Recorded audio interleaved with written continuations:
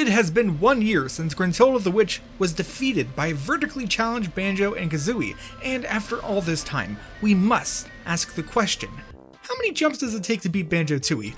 If you saw my video for Banjo-Kazooie, then you pretty much know what to expect. If not, just know that we're aiming to beat the game with as few jumps as possible. I should say, I'm not the first person to try this challenge, but I did the whole thing without looking at anyone else's jumpless attempts, so that I could actually, challenge myself. As for guidelines, a jump is a jump. It's as simple as that. You press A, the character jumps up and falls back down. I know a lot of people want to argue semantics, but just know a jump is a jump, and that's final. Also, I will not be using any major glitches. In the first one, that meant no Furnace Fun moves or Reverse B adventure. Here, that means no wrong warping to the final battle. Oh, and fair warning, the number of jiggies I have in one clip and the number we've looked at may not match up, because I'll be presenting each objective in the most logical order that I could come up with, while actually recording the footage. I was not optimal at all. Now, I think that's enough preamble. Let's just not jump into things. Following the return of Gruntilda and the tragic unaliving of Bottles, we set off from Spiral Mountain in pursuit of the Hag 1. Immediately, we have a mini-boss against the witch's dopey minion, Klungo. This fight repeats 3 times throughout the game, and the order in which the potions appear differ from one save file to the next.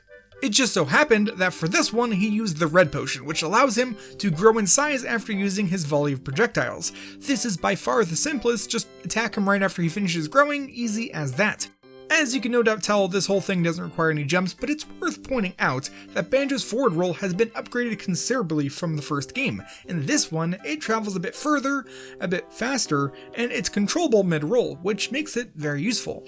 After that fight, we emerge into a partially destroyed Jinjo village. Here is a good place to bring up the fact that Jinjos in this game are collectibles independent of the individual worlds. Whenever you reunite a whole family, you get a Jiggy, and the color of each Jinjo is randomized at the start of the file. Since there's no real standard layout, I just sort of went with what I had. As a result, I'll be discussing the location of Jinjos and their collectability later on, after we've collected more of the moves. I should also mention this is where we find our first jam jar silo. These metallic structures give us access to the game's overworld fast travel, which makes navigation way easier than in the first. As long as we can reach the next hub silo, any potential backtracking won't require any additional jumps. Running up the hill and up the thankfully smooth stairs, we find ourselves in King Jingaling's throne room. It's here that he gifts our duo with their first Jiggy. And also in that same cutscene, from very far away, Gruntilda fires the B.O.B., sucking the life out of the Jinjo King. Ouch. Leaving more wreckage behind, our only path forward is through Bottle's underground home. Speaking to Goggles, we can get the Amazo Gaze glasses, which simply allow us to zoom in and out while in the first person mode. I never actually used this, but it's still nice to grab. Running past his wife and not talking about what we know, we move through Specky's room and take the hidden exit into the Wooded Hollow. Here we unlock another silo before entering Jiggy Wiggy's temple. This is the home of the titular puzzle piece-faced priest, who allows the Baron Bird to attempt Jiggy Wiggy challenges when the appropriate number of puzzle pieces have been collected.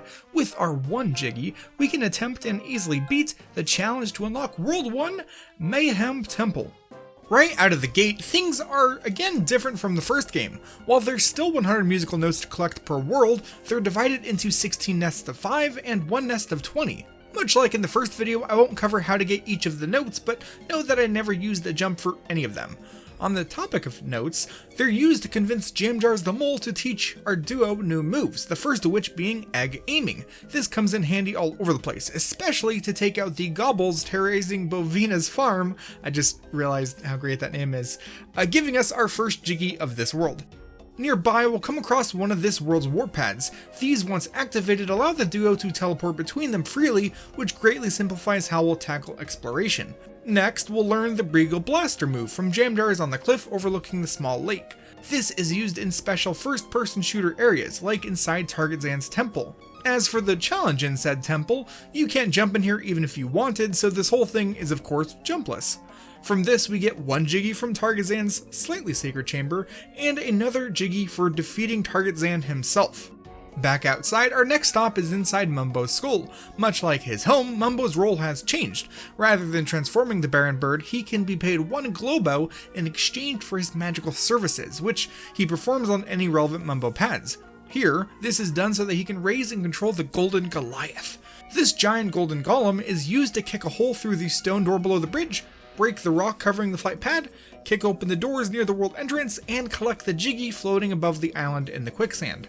Once that's done, we can return Mumbo to his home, which requires us to walk him up the side of his chair, or use a damage boost because the front of it is actually not accessible jumpless. As the duo, we can then revisit the Jade Snake Grove hatch to learn Grip Grab, which lets Banjo grab onto ledges. The last Jiggy we want to collect for now is atop Targazan's temple. You could fly to it, but I opted to use the bird bounce, aka what I call where you step off a ledge and immediately ground pound to scale small ledges. That said, for now the rest of the collectibles are either impossible to get jumpless or require moves learned later on, so we'll move on. Access to Jiggy Wee's temple requires 4 Jiggies and we're up to 6, so it's no problem. One puzzle later and we've unlocked Glitter Gulch Mine. That done, our next stop is Sad Town, population us. Everything thus far has been done without requiring extra effort from poor Banjo's legs, but this grippable ledge is too great a foe. If you're curious, we can bird bounce up onto the platform below the ledge, but as far as I'm aware, none of our current tools will get us up there. A bird bounce doesn't get us high enough to grab it, and we can't even grab a ledge during the ground pound's recovery animation, so we must expend a single jump to reach the upper ledge.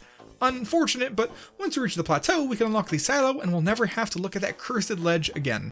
Also here, we can speak to Jam Jars to learn the Fire Egg ability. These eggs deal more damage than normal eggs and are helpful in certain situations, like hitting the switch nearby, which opens up the path to the Pine Grove. In here is another silo and a hatch where we can learn Grenade Eggs. As you might expect from the name, grenade eggs explode. This allows us to damage boost ourselves almost anywhere, which is extremely useful. Heading back to the plateau, I should mention that the large beehive is home to Honeybee, who provides our duo with extra health slots in exchange for empty honeycombs.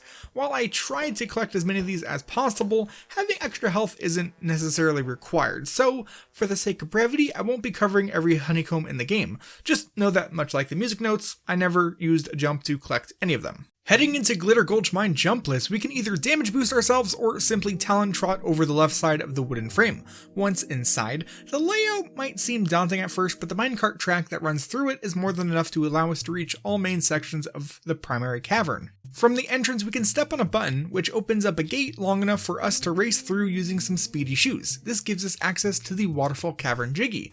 That done, I went ahead and made the duo forcibly respawn. This game doesn't have a life counter, so deaths are more of a tool than a hindrance. After that, we'll want to get another useful ability, which is sadly unreachable jumpless. So I ran up the nearby slope to get up to the cabin, and then used one jump to reach the platform with the hatch.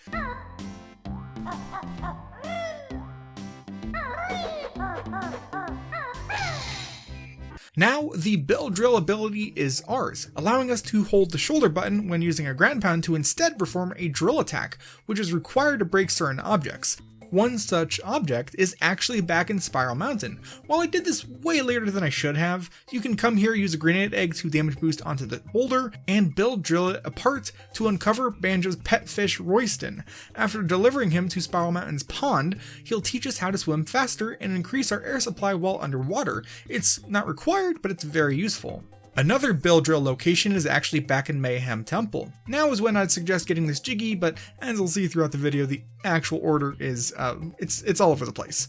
So back in the temple, we'll need to pay a Globo to a new character named Humbawumba, which allows us to transform into a Stony. For now, the Stony's only purpose is to speak with another of its kind, stationed near the prison complex to get the code needed to open the cell, which is different for every playthrough. After that, we'll want to go die or scale up the stairs back to Humbawumba's wigwam. If you're curious, you can actually get up the staircase by using his shoulder bash attack at a very precise angle. Fun fact, I guess. As the Baron Bird, we can then backtrack to the prison, damage boost onto the rock, drill it open, and then Delberta the Mole can be reunited with her friend Bully and Bill over in Glitter Gulch Mine. Once we get onto the table, we can get another Jiggy. After that, we can take on the Ordnance Storage Challenge. To get in there, we can use these sloped walls to get onto the large boulder and drill it open. This is another one of those golden feather sections, but rather than shooting, we'll be using a newly obtained ability called the Beak Bayonet. Slayer.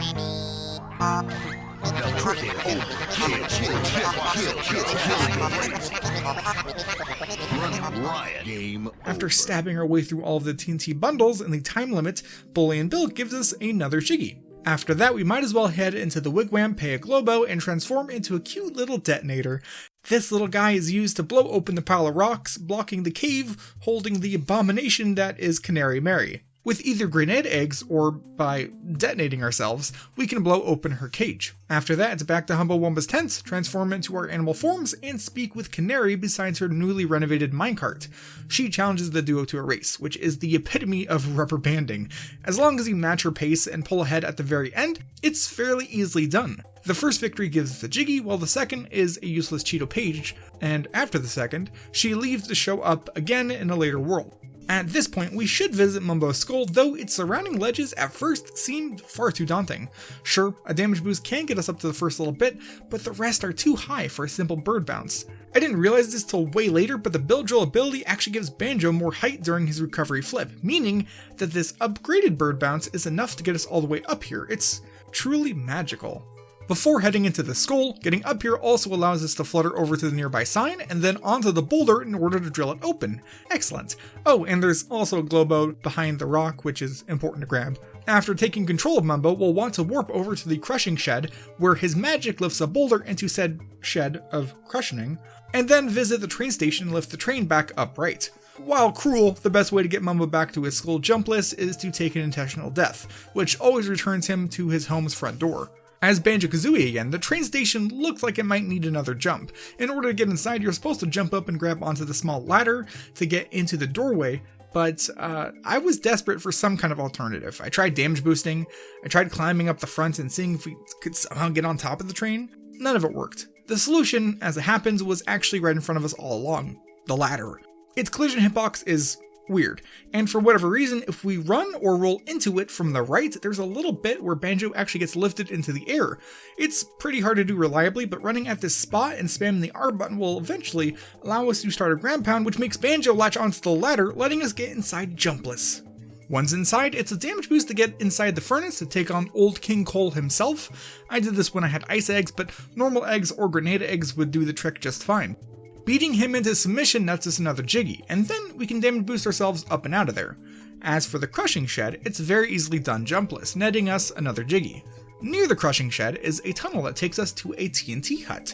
This requires the detonator to blow apart, and after that's done, we're able to head down into the flooded caves. This maze at first can be a bit confusing, but you need to just go straight into the central chamber, take a right, and then a left, which brings us to the Jiggy's room. This is where we would normally jump out of the water, but that's not happening. Instead, we can actually aim and fire a grenade egg into the wall like so, which is enough to get us up and onto solid land for another Jiggy. Backtracking, if we head down the stairs near Mumbo's skull that we opened earlier, we'll pass by a Jinjo, which I won't be collecting until later for the sake of clarity. There's also another boulder to damage boost onto and destroy. This gives us access to the Power Hut, which is where you're supposed to do some overly complicated stuff to light up the path. Instead, if your TV brightness is high enough, you can easily make out the path and collect the Jiggy jumpless. Now we're up to 14 Jiggies, which is more than enough to unlock World 3, Witchy World. This is entered through the Pine Grove, which we've already unlocked. Our first task is to learn some new abilities.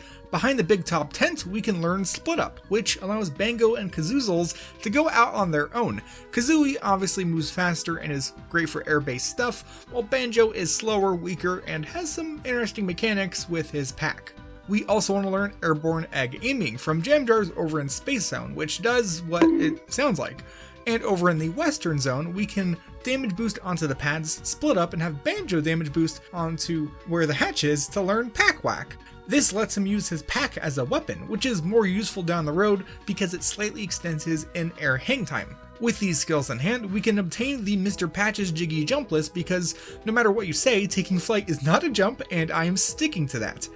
From there, the only other golden puzzle piece we can collect right now is the one from bringing the Cactus of Strength, also in Western Zone. I collected this way later than I could have because I initially thought it was near impossible jumpless. The edges of the button aren't enough to initiate a ground pound, and you normally can't get onto a pole without jumping. I did start to formulate a very wacky strat where I would need to bird bounce onto the very thin sign, then flutter over and hit the button, Luckily, much like with the train station, the solution is way simpler. If you roll straight into the pole, the weird collision will get Banjo right up onto it.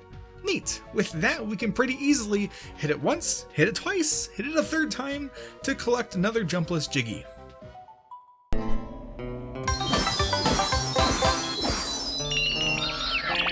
Strength. After that and a bit of boring note collecting, we can head off to unlock the next world, Jolly Roger's Lagoon. This requires 14 Jiggies and we're up to 16, so it's no problem. Also, the path to get there via the plateau isn't difficult either.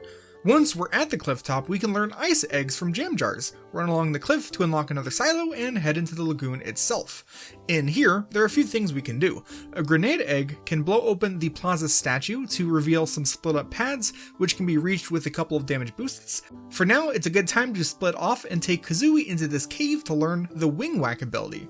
Also, there's a number of doubloons scattered around that we'll want to grab. Some of them are underneath patches of rocks that can be blown open with a grenade, though they need a damage boost to get back out of the hole. With some notes and coins in our pocket, we can head into the tavern to hear Roger's not so jolly sob story, and pay 2 doubloons to open the guest bedroom's door so that we can learn underwater egg aiming, which does what it sounds like. Also, we'll want to perform a bit of indoor parkour to make our way onto this chair, across onto the counter, and then over to this stool, all so that we can shoot a grenade through the opening in the wall to blast open the outer wall, which will come in handy later. Some more parkour can be used in Pano's shop to reach the Globo hanging out above his counter. It's a bit tight, but you can damage boost onto his counter, flutter and bird bounce onto the box, and then bird bounce to get up onto the ledge. With that Globo, we can bribe Mumbo into casting a spell that makes the sun stronger. This lets us breathe underwater, which is, yeah, that makes sense. Heading down into the lake, you'll find that over half this world's content is actually underwater. Usually, water levels are the worst, but this one is actually welcomed since you don't need to jump underwater. After reaching and activating the warp pad in Atlantis, we'll want to head into the electric eel's lair. Near the top, there's another one of those dreaded ledges. As far as I'm aware, a simple damage boost isn't feasible, so we must use one jump to get up out of the water. This is a worthwhile sacrifice because the ability we learn from Jam Jars is the Talon Torpedo, which is actually required to reach the next Isle of Hags area, which in turn opens up many possible Jiggies. Also in Atlantis, we'll want to shoot eggs into the statues to open up the temple, and assist Chris P. Bacon in order to earn a Jiggy. There's another Jiggy we can grab from within a transparent seamy fish using Talon Torpedo. And heading down into the Big Fish Cavern, we can blow apart the fish's teeth, which I'm just realizing would be really painful, venture inside, and free Mary Maggie, who heads back to the tavern. When we visit, Jolly will reward us with a Jiggy. Lastly, we can visit Humbawamba, pay her a Globo, and turn into a submarine. This allows us to take on the mine-shooting minigame for a Jiggy, as well as easily take on and destroy Lord Angerfish himself for another Jiggy. That done, we can head back up and break open the doors to the UFO. Inside are some aliens that crash landed after their ship ran out of power. Their cryo engines simply need a few ice eggs, so once those are filled, they'll fly off to a later world, leaving behind another waterlogged Jiggy. Since our lagoon business is done for now, we can revisit the Pine Grove. Dropping into the nearby pond, a Talon Torpedo is needed to destroy the boulder blocking the way. Heading through, we'll find ourselves at another Klungo fight. This time around he used the green potion, which is probably the weakest of the bunch. After each game of catch, he'll turn invisible. Just spam eggs, roll everywhere, or even just time a single shot, and he's easily defeated. On the other side, we'll find ourselves in the Wasteland. For just 315 notes, we can learn to use Clockwark eggs, which are probably the most useful ability in the game. I would say this is a game changer, but I'm pretty sure we're still playing Banjo-Tooie. Anyway, since this move will be used a lot, let me explain how it works as we backtrack. So Clockwark eggs are eggs that once shot will hatch into Clockwark Kazooies. These little guys have a limited lifespan and will explode once the timer is up. They take any kind of damage, step into water, or you press the X button. They can jump, but that's not all that helpful. While the game expects you to use them as fragile remote-controlled explosives, their true purpose is to collect stuff from afar, like, for example, these notes on this arch in the plateau. Back in Mayahem Temple, we can bypass needing to jump or even do the puzzle by shooting a Clockwark up to collect the Pillar Jiggy, because Clockwarks can actually collect those as well. In Glitter Gulch Mine, we can avoid needing to use these springy step shoes by shooting a Clockwark to grab the Jiggy behind the waterfall. And they even come in handy with the generator room. In here, you're supposed to either navigate the path, which requires at least a jump, if not more, or be a sneaky peeky and backflip ground pound to climb the ladder from the start. That's just like a fun, quick strat for you. Both of those are no good because that requires jumps, so instead we can shoot a Clockwark directly into it. This can be a bit difficult because it always shoots out with an arc and it explodes if it goes too far, but if you hit the Jiggy straight on, you'll collect it just fine. Also, this is a bit out of order, but we can also use a Clockwark to help retrieve the rest of the doubloons, allowing us to buy Pano's Jiggy jumpless, and they can even be used to collect the Smuggler's Cavern Jiggy with a careful shot from the water. Our last bit of backtracking with Clockwarks takes place in Witchy World. In the western zone is Humbawumba's Wigwam, which, unfortunately, you're supposed to jump to it multiple times if you want to get up there, but again, Clockwarks prove their clock worth. After trying it out, I realized that Clockwarks are actually able to activate warp pads, which is very useful. While the angle and distance seem to be too much at first, a well-placed Clockwark shot right up at the warp pad's ledge can activate it despite not actually landing on it. This lets us warp to Wigma Wagma's Humham and transform into a bank van. This chunky vehicle is needed to pay the toll at a number of spots, in particular, this one in the horror zone, which gives us access to Mumbo's skull. Inside is some stuff, though our main reason for being here is to bribe Mumbo into doing some magic over in the space zone. This lets us enter and pay the toll in the Dodgem Dome, and then participate in the Dodgem Challenge. This involves 3 increasingly difficult tasks involving bumper cars, but driving in a circle is way too powerful for them, netting us a wonderful jumpless Jiggy. At this point, we have a total of 28 Jiggies available to us, so we can actually unlock Terrydactyland, which only requires 20 Jiggies. Its entrance is in the wasteland, so it's no problem getting inside. The world itself is a bit of a problem. You see, the level is pretty similar to Click Clock Woods from the first game in that it has a large central structure that you must scale and go in and out of. Also, the ground around the mountain is very similar in that it's just like all over the place. Luckily, while it's a bit tedious, we can reach Mumbo's pad, though I never actually used Mumbo, and Humbawumba's warp pad jumpless. Also, before I forget, while navigating this ledge near the wigwam, I found this weird little ledge glitch. It's pointless, but neat. Past that area is the entrance to the Dino family's home as well as the jail cells. This also has a path where we can take to start scaling the mountain. From here, we can flutter down and reach this Jamjar's hatch, allowing us to learn these springy step shoes. Heading back up that same path, as soon as we reach the sign pointing upwards, we'll want to perform a very careful flutter around down to here. It's pretty punishing if you miss it. This is where we're supposed to roar as a dinosaur to open the gate, but you can instead just shoot a Clockwark through the gap on the side between the gate and the wall. This is known as a parallel shot, which is very useful throughout the rest of the game. With that, it's another jumpless Jiggy. Continuing on, we can precariously bird bounce our way across the steps until we gain access to the Unga Bunga's cave. This room is home to a Kazooie specific move, but first we'll want to scale the ledges up to the nearby room. This is very obnoxious, but doable, using repeated bird bounces. Once up here, we could use the split up pad so that Kazooie can run back down to the hatch to learn hatch, like the ability. It's another one of those abilities that's not used very often, but it is useful. Oh, and if you're curious, the best way to get a solo character back to the split up pad jumpless is to take an intentional death. Kazooie always has grenade eggs, which makes that quite easy, while Banjo needs some kind of damage source to fling his body into. That done, we might as well cover the Rocknut Tribe Jiggy. This one, at first, seemed quite daunting. Like, I feel like I've said that a lot, but still. Throughout the level, there are 5 members of the Rocknut Tribe who wear powerful armor that blocks attacks from the front. As a result, you're required to navigate a Clockwark to their literal backside in order to take them out. Luckily, all of them are actually reachable. First off, up and to the left of the world entrance is Rocknut number 1, pretty easily dispatched. Rocknut number 2 is in that jail cell area we passed earlier. This one requires you to navigate your minion through the multiple little tunnels until you reach the target.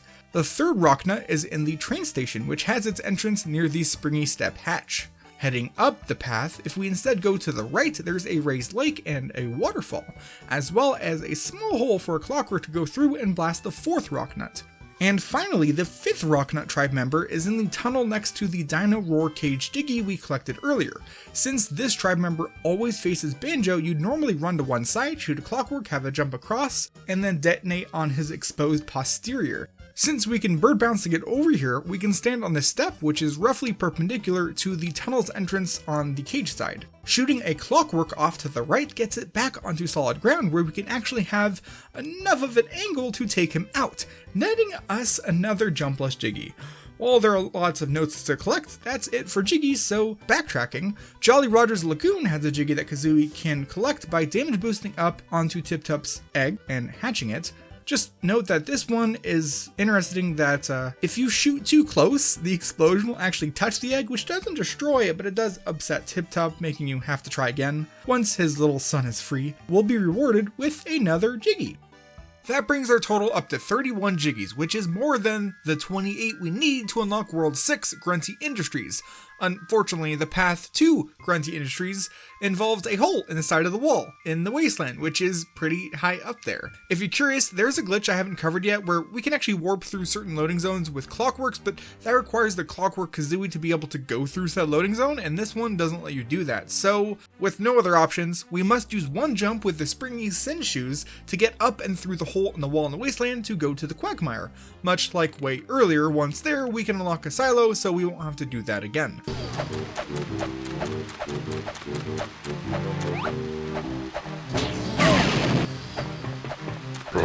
Heading into Grunty Industries, things are not very fun. I mean, realistically, it's not that challenging of a world, or even that scary, but as a child, I always found it really unsettling, just wanted to share. That said, in order to get into the factory itself, we have to do some roundabout stuff, namely, wade across the mud filled with chompy boys, bird bounce onto the ladder, and then step onto the button to unlock Grunty Industries train station. Then either save or death warp out of there. Backtracking all the way to Glitter Gulch Mine, we must again get into Chuffy Jumpless, and, for the first and last time, direct him to visit a different train station. Now that we're inside Grunty Industries, we can then head out into the main room, split up, and unlock the main gates and activate the main entrance's warp pad. This also allows us to learn the Claw Clamber ability from Jam Jars. From here, we need to gain access to the higher levels, but that's difficult jumpless. Our primary way up is to somehow unlock a higher warp pad so that we can then descend down when needed. The first step in this plan requires us to travel outside and around to the backside of the factory. Here is an emergency exit door, which is locked. We need to perform a fairly precise parallel Clockwork shot to get our agent through the loading zone so that it can lock the door for us. Infiltration complete, we can then travel up and unlock the warp pad on floor 2 next to the wigwam. This is also where we can venture into a nearby room, split up, and learn Kazooie's leg spring ability, though I'm pretty sure I never actually use it, so it's totally optional. Also on floor 2, we'll want to collect the nearby Globo, pay Humba Wumba, and transform into the angelic washing machine. Unlike the Easter egg in the first game, this washing machine is totally playable, with the ability to shoot out briefs, and of course, wash dirty garments. For now, we'll use it to access the exclusive service elevator to floor 4 and damage boost onto this switch that unlocks flight pads outside the factory. Transforming back into our bear and bird, and once more going outside, we can then use the flight pads to, well, fly all the way up and unlock the warp pad at the top of the factory. That done, our path from there is a bit convoluted, but we can head down and unlock level 4's warp pad, which is quite handy. As for Jiggies, here's what we can do. As Solo Kazooie, we can fly from the top of the roof down and through this window and use 2 wing whacks and some fluttering to reach this arena. Then it's a bit of combat and clockwork for Jiggy. Another Jiggy is on this box, accessible through a skylight on the top of the roof, collected with a Clockwork. Finally, we can also collect the Weldar Jiggy without having to do any of the convoluted setup needed to reach and defeat him. While exploring useful glitches in this world, I learned of a strat thanks to a video by Cronikeys, a very talented glitch hunter. The glitch in question takes place in the air conditioning plant. Standing at the ladder we normally climb to gain access to the fan room, we can perform a very precise parallel clockwork shot through the gap between the ladder and the wall, which actually drops our little clock boy right onto the Jiggy. Glitches are awesome. With that, we've raised our total Jiggy count to 34, but here's the thing. We actually need a total of 36 if we want to gain access to the next world, and thus some new moves that can blow open this entire game. So let's talk about the Jinjos. Starting from 1 member and incrementing all the way up to 9 members, the family colors are white, orange, yellow, brown, green, red, blue, purple, and black. To receive any one of their Jiggies, we need to save the whole family. Like I mentioned before, Jinjo locations are static, but the color of any one Jinjo is almost always different from one file to the next. Thanks to the speedrun community, namely Dubsley and Coolboyman, who produced the dataset I'm working with, we know that there are at least 32 Jinjo patterns that you can possibly get. At this point, we have access to 6 of the 8 worlds, and there are 5 Jinjos in each world, and 5 in the Isle of Hags, so 35 of the possible 45 are currently available. Of those, to the best of my knowledge, 2 of them are not possible jumpless, meaning we have 33 Jinjo locations to work with. I wanted to be as precise as possible, so before we look at each of the spots, here's some data for you. I determined how many of each family are completable with the current limitations, and then summed up the total number of Jiggies each seed could give us. As it happens, out of 32 known seeds, 31 of the seeds will have at least 2 Jiggies. That means that while it's very, very likely you wouldn't have any problems attempting this challenge, there's a very small chance you'd come up one short, which is pretty rough. On the flip side, 1 single seed would provide us with 6 Jiggies. So yeah, it's very doable to get what we need, so let's actually look at those Jinjos. In Mayahem Temple, the Jinjos found on the bridge, in the small lake, hidden inside the temple, and sitting atop the Kickball Stadium entrance are all easily collected jumpless during normal gameplay. The 5th Jinjo hanging out above this jam jar hatch requires a single Clockwark egg. As for Glitter Gulch Mine, all 5 are easily collected. For reference, those can be found on the minecart track, underneath a boulder atop a pile of gems, which requires a damage boost. There's also one inside the jail cell, in the toxic gas cave, and lastly atop the water tanks, which needs you to enter the world from a underwater pipe in Jolly Roger Lagoon. Witchy World is where things get difficult. The Jinjos in the Cave of Horrors, atop the tent, in Western World, and behind the Area 51 door are all easily collected. The Jinjo on top of the Dodgem Stadium is, as far as I'm aware, unreachable without jumping. Getting on top of the stadium's small domed entrance is easy enough with BK and Solo Kazooie. While a ladder move called Sack Pack has potential to get us up the pole, the large, slippery slope is too much without jumping. As Banjo-Kazooie, no matter what I tried, I couldn't get onto the pole. You can't grab onto stuff during the recovery animation from an explosion, so a damage boost doesn't do anything, and also there's no jank that'll let us roll on into it. As Solo Kazooie, I even attempted to use a later move called the Glide from all over the place, but without jumping, it's just not possible to get enough height to reach the upper section. Oh, and Clockworks also slip and can't be shot high enough to reach, so that's unfortunate. Next, in Jolly Roger Lagoon, it's once more smooth sailing. Get it? Anyways, the one in the sunken ship chest, the one in the big fish belly, are pretty easily collected without any extra effort. The Jinjos in Blubber Shop Rafters, Seaweed Sanctum, and the main area's alcove all need Clockwork eggs. Over in Terrydactyland, we can easily collect the one in the alcove near the entrance, in the jail cell, in the cage near Humba's tent, which requires a parallel Clockwork shot, and in the pool, which requires a Talon Torpedo to hit a button. Unfortunately, the Jinjo trapped in a cage in the Stomping Plains is impossible to reach right now because we can't actually get to the plains without reaching the top of the mountain, which requires a move learned from the world we're trying to get to. As for our last currently available world, all of them are actually collectible, fairly easily at that. There's one on floor 2 near the leg spring ability hatch, as well as another inside the water supply structure accessible from Jolly Roger's Lagoon. One is inside the smokestack, another is behind the locked door that requires you to split up, hold the button, and claw clamber up the side of the wall. And lastly, one is in the attic, accessible via breaking and entering through a window. And the last 5 Jinjos available to us right now are spread across the Isle of Hags, and are all thankfully collectible. In Spiral Mountain, we can collect one behind a Talon Torpedo rock. In the Wooded Hollow, we can get another by just running down the tunnel to the left of the temple. The Plateau is home to a Jinjo stuck beneath a boulder that needs drilling. Clifftop has our 4th Jinjo requiring the Claw Clamber boots.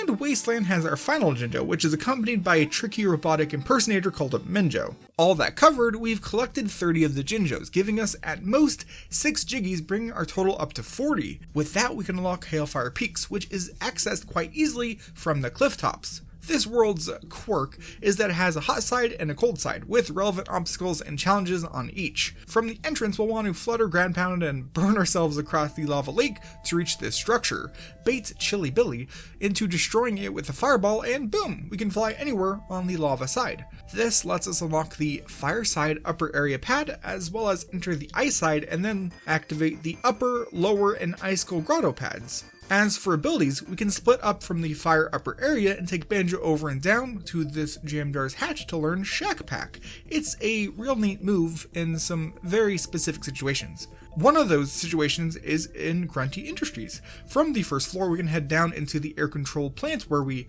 do a bird bounce to climb up the ladder where we perform the Weldar skip. Heading down the air duct lets us reach the seemingly unpassable fan room. Of course, you're supposed to come through here after turning off the fan, which requires defeating Weldar, but a very difficult Clockwark warp is enough to get you through the door. I couldn't pull this off myself because it's already a fairly precise trick made harder with the fan constantly pushing Banjo, as you can see in this clip by Cronikeys. Depositing a grenade egg into the doorway and immediately shooting a Clockwark into the door will do a Clockwark warp, allowing Banjo-Kazooie into the room.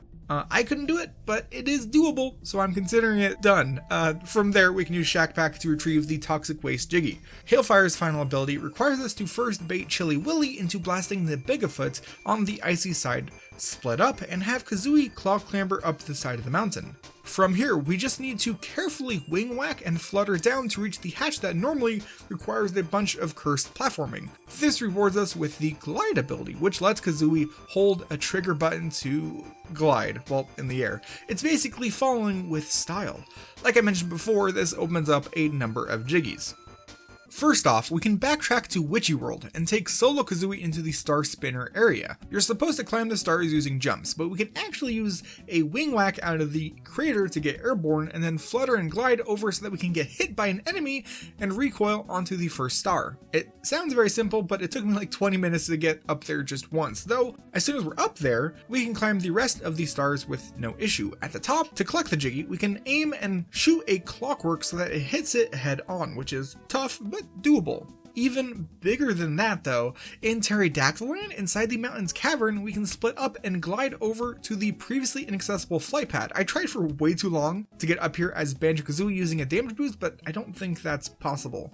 After flying to the top of the cavern, we'll find our path out gated. Normally this is where you enter the cavern, so the button is on the other side. Thankfully, a parallel Clockwork shot is more than enough to breach it. Unfortunately, a Clockwork can't press the button, but it can travel out, around to the stairs, down, and over to unlock the warp pad before the timer is up. Doing this lets us reach the titular Terry, beat him for a Jiggy, and blow open a hole in his nest for a second Jiggy. From the mountaintop warp pad, we can then reach the same area from before, but with both bear and bird. With fairly precise movement, we can run off the ledge, flutter down to land on this pillar. This lets us summon Champa, a dino who has a bit of a stomachache.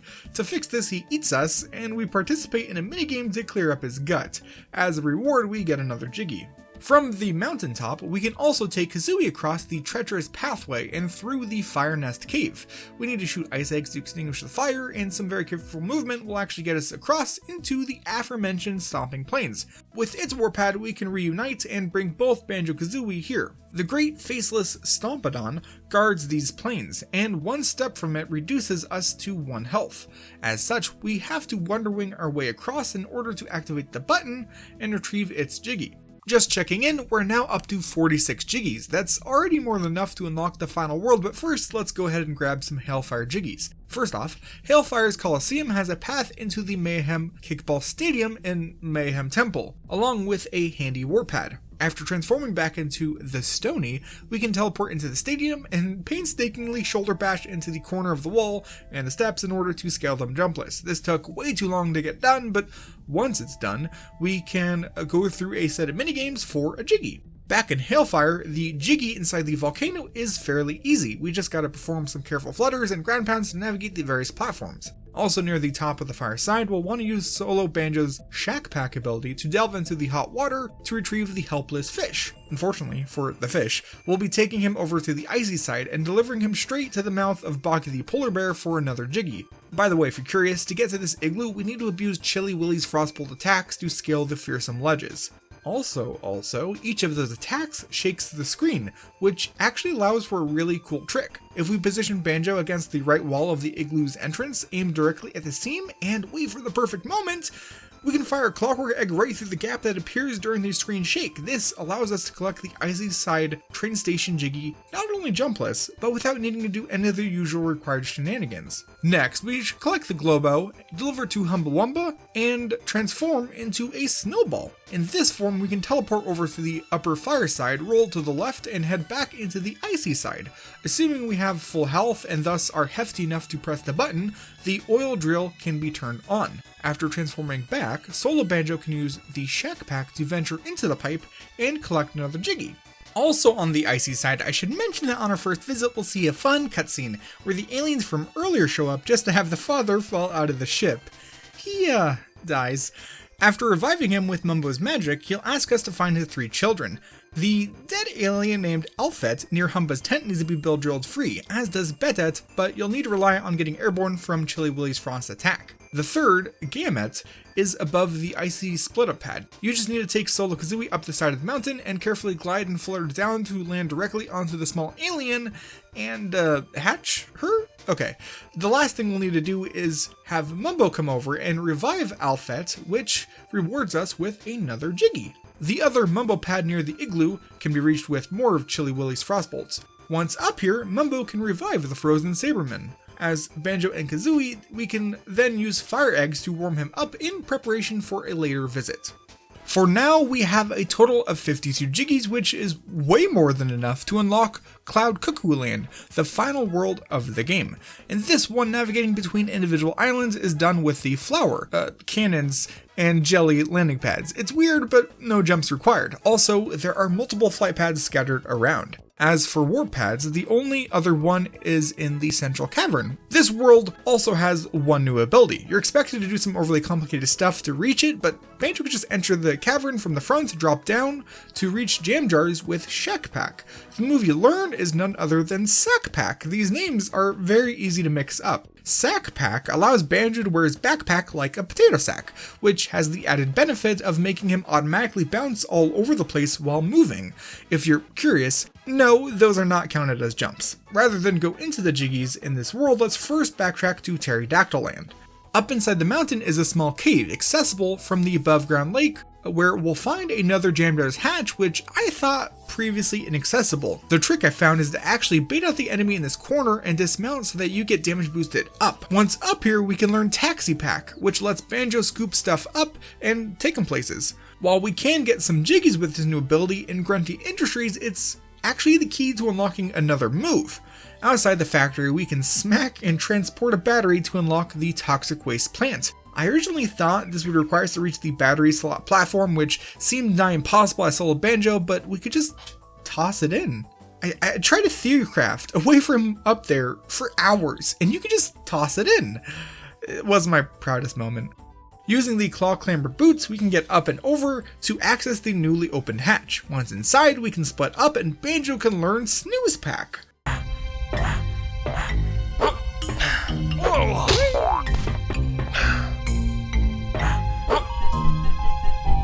Now it's time for backtracking, but only after we sack pack across the waste and collect a Jiggy. With the power of sleep, Banjo can brave the trash compactor, rewarding us with another Jiggy, and in Terrydactyland, it also lets Banjo very slowly make his way across the stomping plains to activate the Banjo button. After dying and regrouping, going back across again lets us transition into Hailfire Peaks for another Jiggy. Taxi Pack also lets Banjo carry Saberman to his tent on the fireside for a Jiggy, and that done, his Sack Pack is key to another one, but first a bit of context. You're supposed to take Banjo up the chain inside the Coliseum and out onto the balcony to initiate a bit of button musical chairs with Kazooie. This is impossible, because we can only dismount this chain by jumping, and that's a no-go. I did consider a damage boost using the fireball shooting gargoyle from nearby, but Banjo can't get out of the recoil animation soon enough to grab onto the ledge. Kazooie can reach her buttons fine, but Banjo's seemed out of reach. Thankfully, there's a glitch for that. As it turns out, if you use the sack pack right after taking damage that puts you in this animation, like touching lava, you'll activate a sort of low gravity sack pack where his animation is slower and he bounces way higher than normal.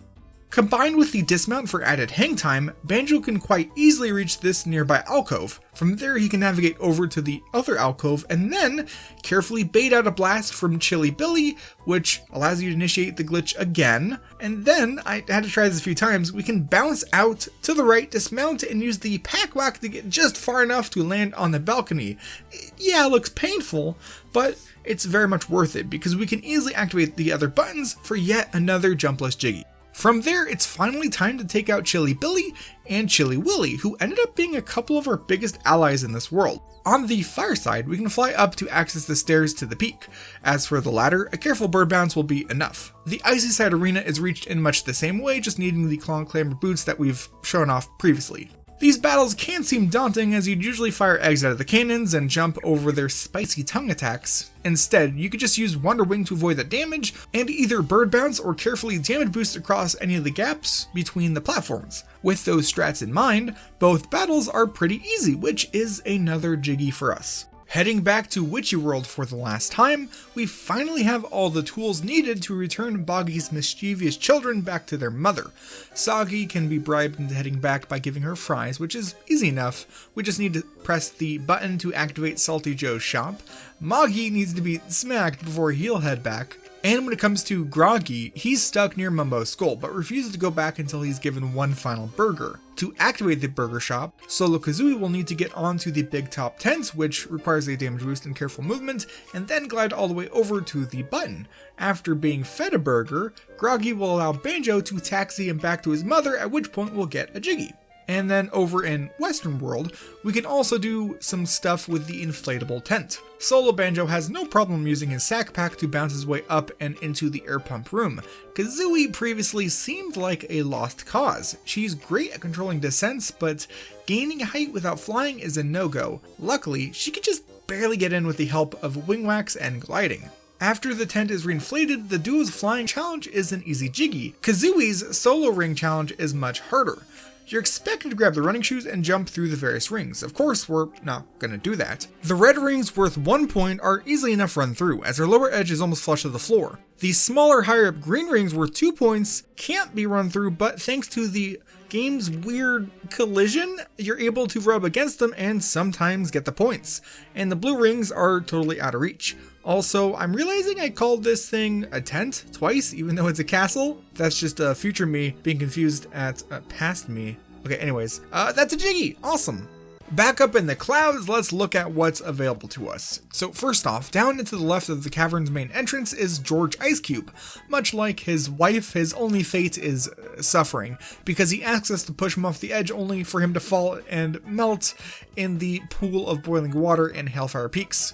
Down here, Banjo needs to use Shack Pack to push the button, which drains the now just warm water into Jolly Roger's pool. As for that world itself, we can blow open and enter the pipe with a bird bounce, which is where we collected that Grunty Industries Jinjo I mentioned earlier, as well as press a button that turns off the flow of toxic waste. Finally, for our efforts in 4 different worlds, we get a Jiggy.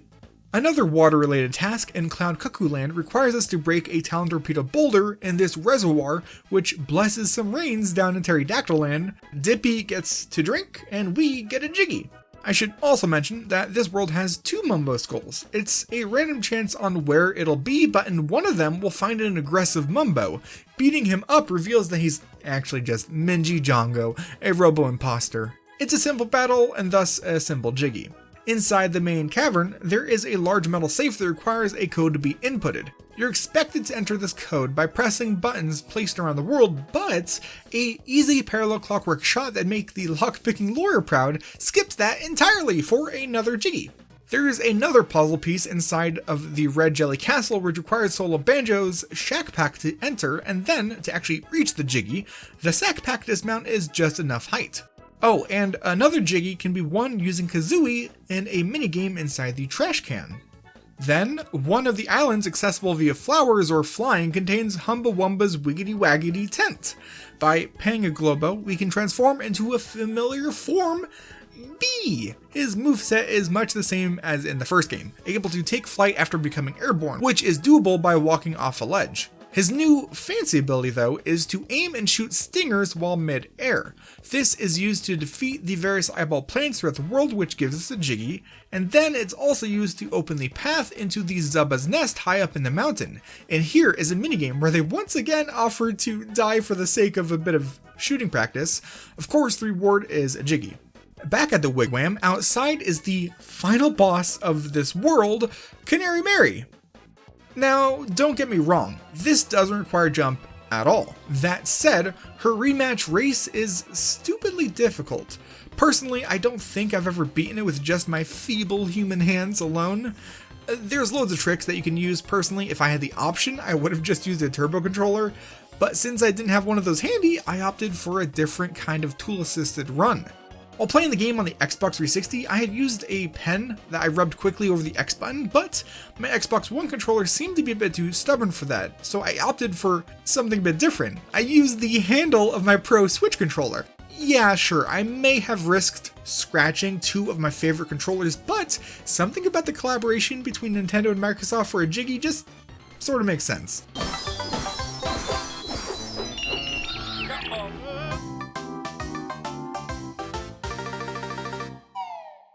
As we approach the end of our journey, let's quickly look at the Jinjos available to us in the final two worlds, all of which are actually collectible jumpless.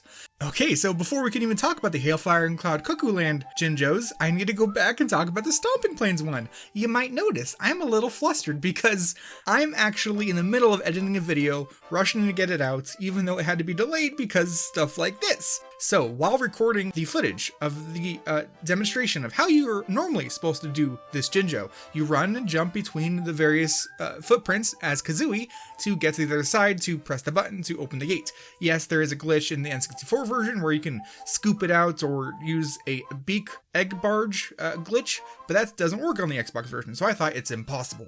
But before that, I was like, okay, I need to make sure to record some footage with the grenade eggs damage boosting. But here's the thing, that works. That actually does it. You can get all the way across and get the Jinjo, which means that opens up that much more. So I have to run the numbers again and change some stuff later on for how many Jiggies we get, but yay, progress. Okay, back to your regularly scheduled Jinjo recap. In Hailfire, the Jinjos in the hot pool that had the fish, Mildred Ice Cube, and the Icicle Grotto are all simple enough. The one in the small cave with the wind requires a full-size snowball to collect or a well-placed clockwork.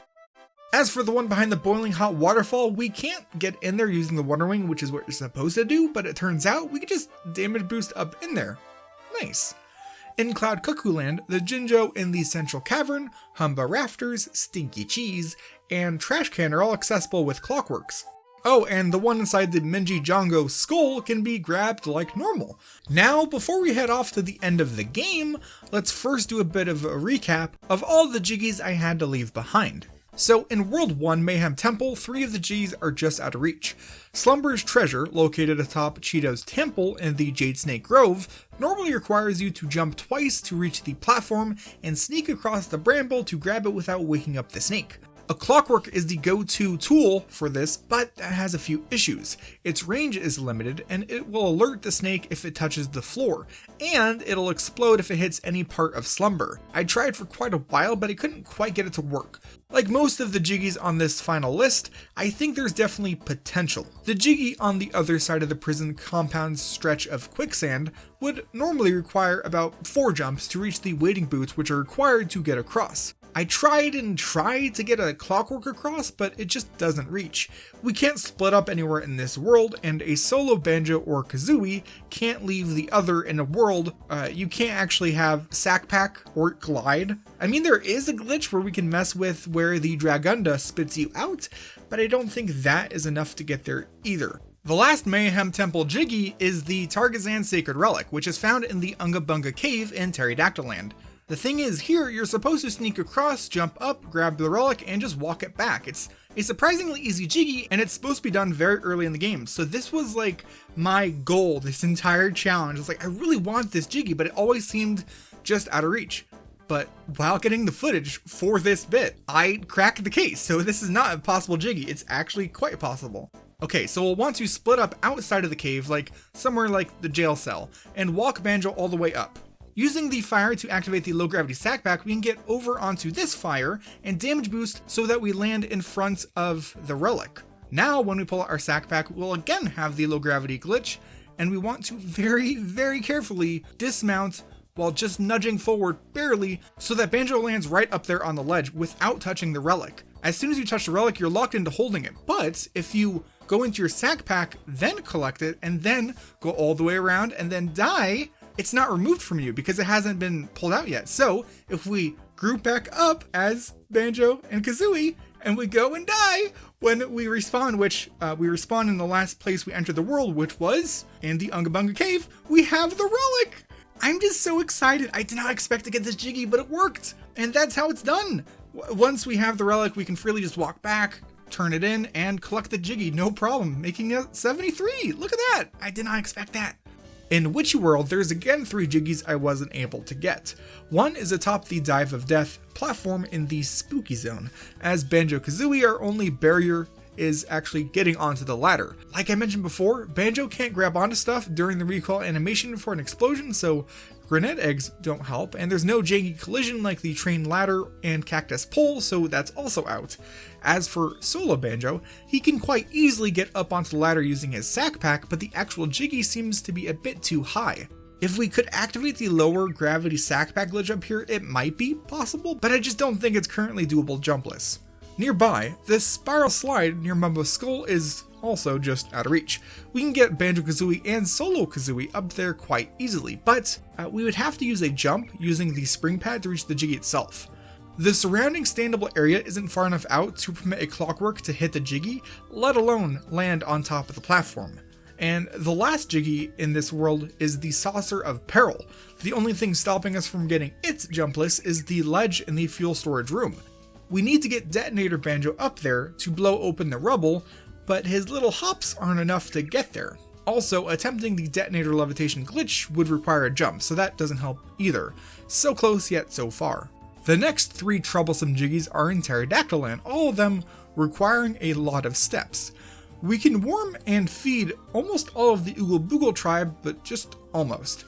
Getting into the cave is easy enough. You can either use a Clockwork Warp, which I showed off earlier, or do it as intended as large T-Rex because he can get there jumpless.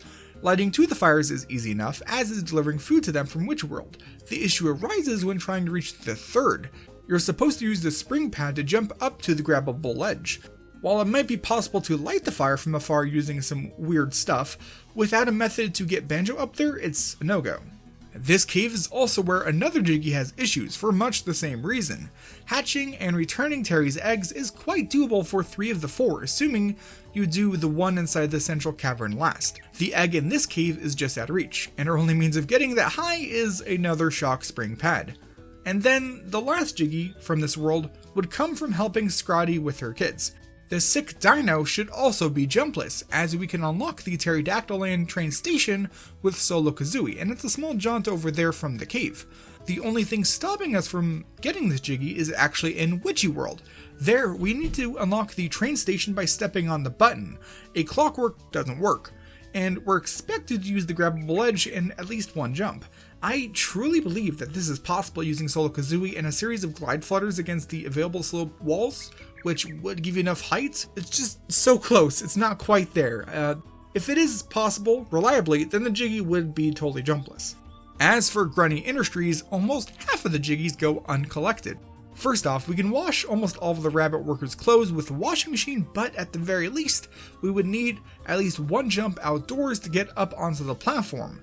As for the Pack of the Twinklies Jiggy, I was not able to find a way for Solo Banjo carrying a battery to reach the boiler plant room, which is where we need to deposit said battery to access the minigame. I even tried utilizing the low gravity sack pack, but it wasn't enough. The last 2 Jiggies, Blast the Barrels and Destroy the Clinkers, are gated behind the Crushers on level 4. Getting Mumbo up onto the pad to disable the Crushers would require many jumps, so that's not going to happen. One method that could work would be to get Solo Kazooie up onto the platform via the hatch in the attic, but that requires at least 3 jumps to drill the bolts. If we could get Kazooie up there, she can flutter into the crusher, which causes a glitch that disables it without needing Mumbo. From there, it'd be way easier, but for now, that's not happening. The only uncollected Jiggy in Hailfire Peaks is the Coliseum Kickball Tournament, because little Stony Banjo can't reach the tunnel from Mayahem Temple without needing at least one jump. Lastly, Cloud Cuckooland has 3 Jiggies that I thought were impossible. 2 of them pretty much still are, but 1 isn't. The original roadblock I was facing was that Mumbo had no way to jump up the cavern to reach the stretch of land with the Mumbo pad. Well, as it happens, he could just walk off the ledge from the red skull and slide on down. Like I mentioned before, Mumbo can be in either the blue or red skull based on the playthrough, like randomly, but you can reach the red skull from the blue one, so that's not a problem. With his rain dance, you can fly over, hit the button, and run across the rainbow to access the pot of gold. Once inside, just ignore my infinite eggs, you must deposit a single egg of normal, fire, ice, and grenade into their corresponding receptacles, and then leave and do that whole thing again just so we can get back onto the platform. The ensuing minigame is very easy, giving us our 74th Jiggy. I won't go into the other 2 Jiggies in depth because the ones found in the Stinky Cheese and from Mr. Fitz challenges both have the exact same issue. When it comes time for Solo Banjo to climb the beanstalk that Mumbo grew, he can't dismount them without jumping. Literally no button other than jump will dismount him. He's so close yet so far. All that said, we have 74 Jiggies, all of the moves, and we've only used a total of 4 jumps thus far. Not bad, all things considered. Now, I think we're ready to finish this thing once and for all. There are 2 final Jiggy Wiggy challenges, one at 55 Jiggies for the Cauldron Keep, and the final at 70 Jiggies for the final boss itself. Once those are successfully completed, we're off to the Quagmire. We'll want a damage boost up onto the pipe, run and grab the Claw Clamber boots, and then run all the way back and up the wall. Once through, we're faced with the keep itself, which is surrounded by a moat of purple acid. Banjo and Kazooie can cross, no problem, but Kazooie solo isn't so lucky. Much like Mayahem Temple's quicksand or the liquid in the Chilly Willy and Billy fights, touching this acid removes any control you have, spinning you back where you started. That means that we need to get across without taking any damage, which is extremely difficult without jumping. Luckily though, it's difficult, but not impossible. So running along the outer path on the side of the keep, we'll find a small ramp. It's very hard to do reliably, but if we start a run, wing whack over the acid, and immediately flutter, Kazooie can just barely pass across the acid and reach solid ground on the other side. With that, she can go step onto her own button to drop the drawbridge, reconnecting with Banjo, and the duo can then disable the electric gate.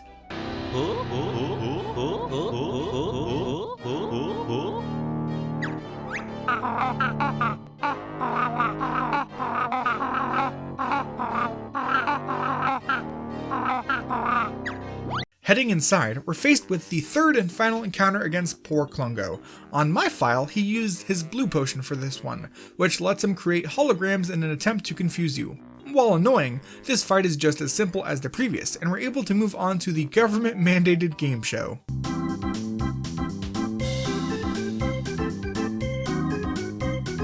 A slam dunk, final answer. Oh. A yellow fruit. Orange. This one, called the Tower of Tragedy, has Banjo facing off against Mangella and Blobelda in 3 rounds of rapid-fire questions. While it's definitely fun, this is much easier than in the first game, as there are no minigame challenges mixed in to make things difficult. With a bit of know-how and some careful buzzing, we can emerge victorious, which Gruntilda isn't happy about at all. She retreats to the top of the tower, where our final fight will take place.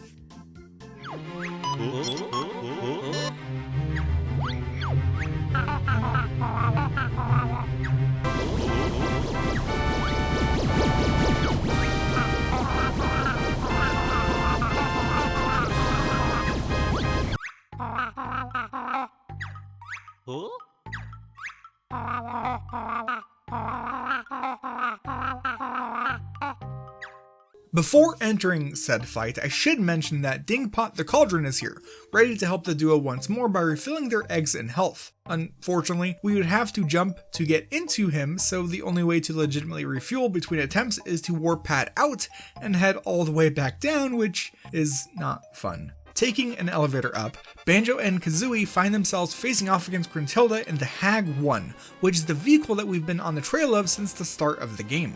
Grunty, and thus the Hag 1, have a total of 100 health. At every 10 health increments, she'll change things up. The battle begins with her turning on 2 of the Hag 1's lasers and doing some donuts. Normally, you would have to jump over the lasers, but you can actually just run up and hug the side of the vehicle to turn with it, avoiding any need for jumping. Their Wonder Wing could work, but it's too slow to pull out and has limited charge. Every so often, Gruntilda will pop out and will have 5 seconds to answer a trivia question. On a right answer, she'll use a slower attack, but on a wrong answer, she'll use the faster one, so we definitely want to answer correctly. At 90 health, she'll turn on all 4 lasers, which is definitely more difficult to avoid, but still very doable. At 80 health, she decides to turn off the lasers and instead uses some mortar cannons. These shells explode into 4 projectiles, which, while dangerous, can be avoided with some careful movement. After reaching 70 health, she'll bring out a second mortar cannon, which leaves a bit less room for mistakes. As soon as the Hag 1 reaches 60 health, things get difficult, and not because of her attacks. After trying to drill into our very squishy protagonists, the Hag 1 will briefly shut down. You're expected to shoot a Clockwark into its exhaust pipe and blow up the batteries found within. This square opening is very difficult to work with, but with very careful aiming, you can land a shot inside of the entrance rather than outside, which would cost us a jump. Inside the battery's housing, there are 2 wires blocking the path. The first one can be walked over thanks to its janky collision. The other isn't as forgiving. The explosion alone won't reach, so we're forced to expend 1 jump to destroy the first battery and a second jump to destroy the other battery. After destroying both of them, the Hag 1 will be down to 40 health, and Gruntilda will resort to tossing spells and enemies at us. She's feeling the pressure, so at 30 health, she'll release a toxic gas which will continually deplete your air meter. It's a race against the clock, but with some good old root and toot and point and shootin', we can get her down to a single health. We have her on the ropes, but Gruntilda Winky Bunyan Witch Extraordinaire isn't going to go out that easily. She summons one final ultimate spell, to which we respond with a single egg to the face.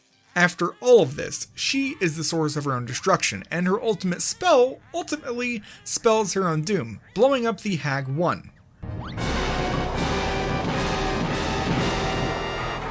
This marks her defeat, and our victory over Banjo-Tooie as a whole.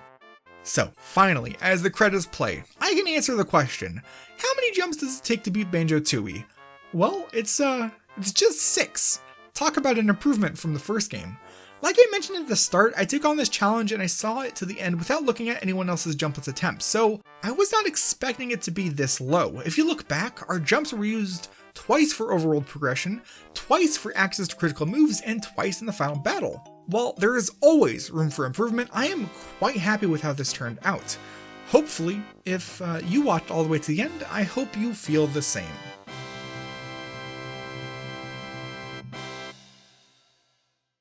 Thank you so much for watching. While videos this long are rare for me, if you enjoyed, be sure to leave a like and maybe subscribe. Big thanks to my channel members, with especially big thanks to Christy Cuntris, Pseudonymous, Jermanger, The Weird Gamer, and Thomas the Dank 199 for being super fans. That's it for this one. I'll see you in the next video.